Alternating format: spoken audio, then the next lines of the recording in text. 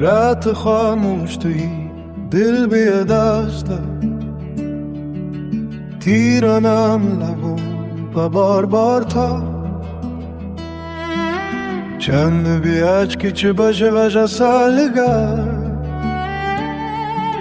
چیسه اسکو بیتیر انتظار تا من خوابم که کلمت چگون یابه هر قدم بر تیری یادم کو چاره به مگر تو گاه بی نظر بایا اور در این خاموشی سهارا هم یه آن کن برسانه لگی تیری بهتر ترسانه لگی هر خوشی دور و تیگهی اولسانس بکرنه لگی تو چوگی تو زندگی خالی سی ہو گئی حیرانسی میری سوالی سی ہو گئی آئینه میں خوب کدوخ کو تو لکھتا ہے جیسے روح بھی اب کالی سی ہو گئی وہ وعدے جو تو میکتے کہ بھی جهان بکرگین سبی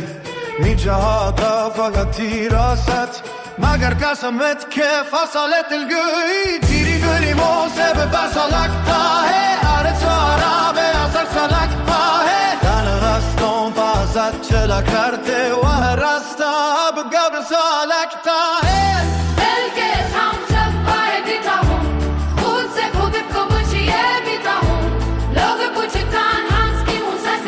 تیر غم کو دل سے لگائے پیتا ہوں راتوں کو نیند ساعتی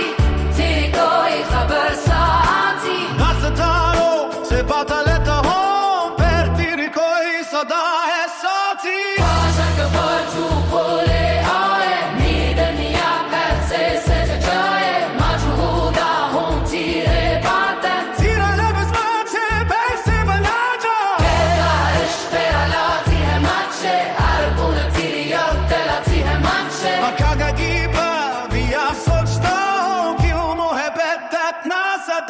مچھے تو اگر خوشی ہے کسی ان کے ساتھ میرے دل و خون پارا ہے یہ تیری بات مادام به تیرا نام نکن با چای ختم و جای میری هره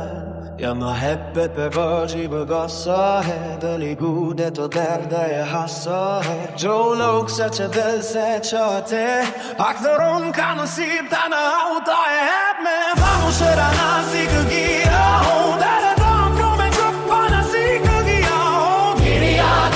سہارے زندہ اور تنہائی میں مسکرانوں سیکھ گیا آئی دل میں بست ناکنم تیرو عشق کی میرو دیورا تو رو ملت و یه جان